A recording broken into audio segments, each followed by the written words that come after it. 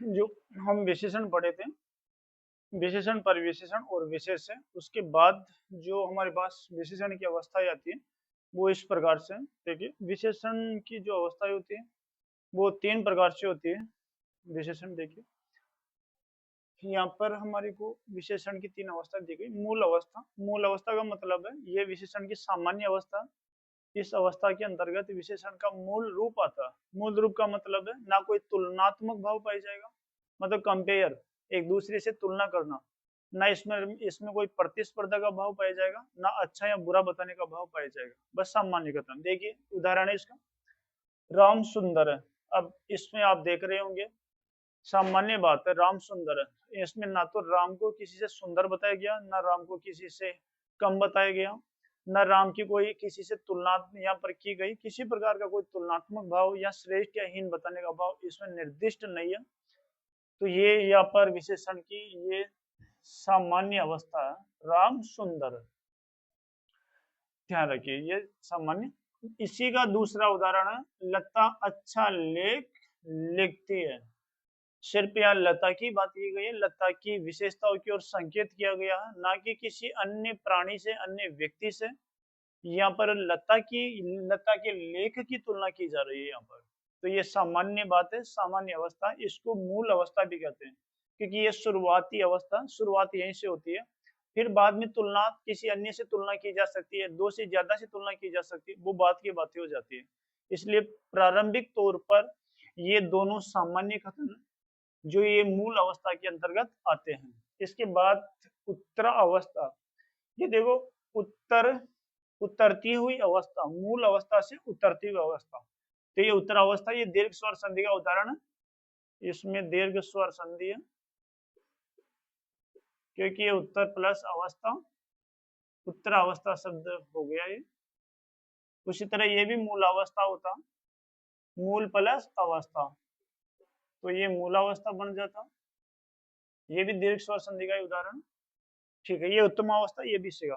अब देखो इसमें क्या होता, उत्तर अवस्था में, इस पहली वाली मूल अवस्था में हमारे को किसी प्रकार का कोई एक दूसरे से तुलना या तुलना का भाव नहीं दिया गया था। लेकिन उत्तरावस्था में दो व्यक्ति, वस्तु, पदार्थों या प्राणियों के बीच में किसी एक को श्रेष्ठ बताया जाएगा या फिर हीन बताया जाएगा। कुछ भी हो सकता है, हीन भी बता सकते हैं, बढ़िया, अच्छा, घटिया, कुछ भी बता सकते हैं। लेकिन यहाँ तुलना होगी दो व्यक्ति, वस्तु, प्राणियों के बीच, दो से ज्यादा नहीं। अगर दो से ज्यादा होता तो फिर वो अगले वाले में चला जाएगा, इसमें नहीं आएगा वो। तो यहाँ पर दो व्यक्तियों के बीच या प्राणी हो सकते हैं, या कोई पदार्थ हो सकता है, कोई वस्तु हो सकती है, चीज हो सकती है, कुछ भी हो सकता है। तो फिलहाल यहाँ तो प्राणियों के बीच तुलना दिए थे, वो कभी ये रहा। इस अवस्था में दो व्यक्ति, वस्तु, पदार्थों के बीच अधिकता या न्यूनता को लेकर तुलनात्मक भाव पाया जाता है। बिल्कुल वही कह रहा, या तो उसको श्रेष्ठ बताएंगे, अधिकता अधिक गुण बताएंगे, या न्यूनता कम गुण बता देंगे, कम श्रेष्ठ बता देंगे उसको। ये उदाहरण है इसी का। हाँ, बिल्कुल, राम श्याम से सुंदर है, ये इसी का, राम श्याम से सुंदर है। अब की बार यहाँ पर राम को श्याम से सुंदर बता दिया गया है। ये राम, राम यहाँ पर ज्यादा किससे, इससे, इस श्याम से प्लस है। तो यहाँ पर राम को ज्यादा सुंदर बताया गया, श्याम को कम सुंदर बताया गया, मतलब ये न्यूनता, न्यून बताया गया श्याम को यहाँ पर। तो इस प्रकार से यहाँ पर दो प्राणियों के बीच, यानी दो लड़कों के बीच, दो व्यक्तियों के बीच यहाँ पर तुलना हुई है, और एक को श्रेष्ठ और एक को न्यून बताया गया। लता सुधा से अच्छा लेख लिखती है, बिल्कुल इसी का तुलना करके मैंने इसी को लिख दिया ताकि आपके अच्छे से समझ में आ सके। वही उदाहरण वापस से दोहरा दिए। लता सुधा से अच्छा लेख लिखती है, इसका मतलब वही बात है कि एक को, वो इसका, एक को अधिक और एक को न्यून कर दिया गया है यहाँ पर। तो ध्यान रखें, अधिक किसको किया गया, अधिक किया गया है लता को। लता सुधा से अच्छा लेख लिखती है, लता लिखती है सुधा से। सुधा को न्यून बताया गया, कम बताया गया कि कम अच्छा लिखती है, किससे, लता से, बजाय लता कंपेयर, तुलनात्मक भाव यहाँ से। तो इसका उत्तरावस्था में यही होता है, विद्यार्थियों ध्यान रखिए, तुलनात्मक भाव पाया जाता है, किसी एक को श्रेष्ठता या हीनता दी जाती है यहाँ पर, उसके गुणों के आधार पर, कार्यों के आधार पर, सुंदरता के आधार पर, या जो भी उसमें गुण पाए जाते हैं उसके आधार पर दी जाती है। ये उत्तमावस्था है। उत्तमावस्था का मतलब उत्तम, सबसे उत्तम है जो, ये विशेषण की सर्वश्रेष्ठ अवस्था है।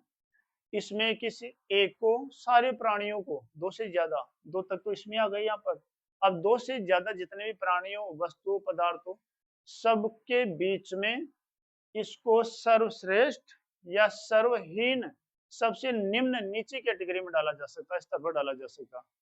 जैसे वह सब प्राणियों में मूर्ख है, वह या वह सबसे मूर्ख है, तो अब उसको निकृष्ट श्रेणी में डाल दिया गया, मूर्ख बताकर। तो ऐसे उदाहरण, ये इसी के दिए हुए उदाहरण है। राम सबसे सुंदर है, बिल्कुल, अब तक राम सुंदर है, राम श्याम से सुंदर है, अब राम सबसे सुंदर है।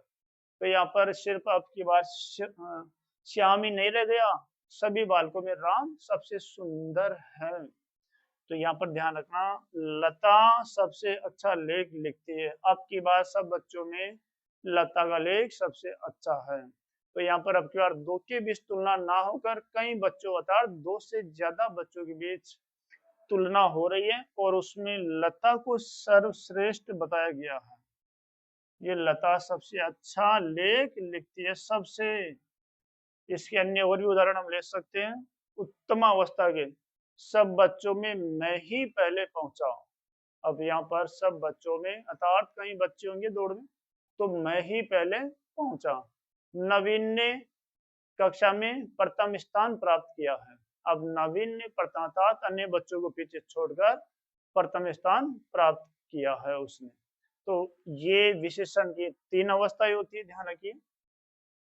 ये विशेषण की तीन अवस्थाएं, विशेषण तीन अवस्थाएं, और मूल अवस्था बता दी आपको, सामान्य इसमें खत्म होता है, सामान्य भाव पाया जाता है, कोई तुलनात्मक भाव नहीं पाया जाता। ये विशेषण की मूल अवस्था भी कहलाती, और इसमें किसी के बीच तुलना नहीं होती, बस सामान्य बात होती है। राम अच्छा लड़का है, सुधा अच्छा लिखती है, जो भी ऐसे उदाहरण, इसी के उदाहरण। नंबर दो पर उत्तरावस्था, उत्तरावस्था में आप जानते हो, दो वस्तु, व्यक्ति, पदार्थों, प्राणियों के बीच किसी एक को श्रेष्ठ और एक को हीनता दी जाए, वही उत्तम अवस्था। ये उत्तम अवस्था, ये सर्वश्रेष्ठ अवस्था विशेषण की, इसके बाद कोई अवस्था नहीं होगी, क्योंकि इसमें किसी एक को श्रेष्ठ या फिर हीन सब प्राणियों के बीच में से बता दिया जाता है। तथा दौड़ में बहुत सारे लोग होते हैं, उनमें सर्व इसको श्रेष्ठता या फिर हीनता दी जा सकती है। तो ध्यान रखिए विद्यार्थियों, ये विशेषण की आखिरी अवस्था है। इसके बाद ये अवस्था एक पूरी हो जाती है इसकी।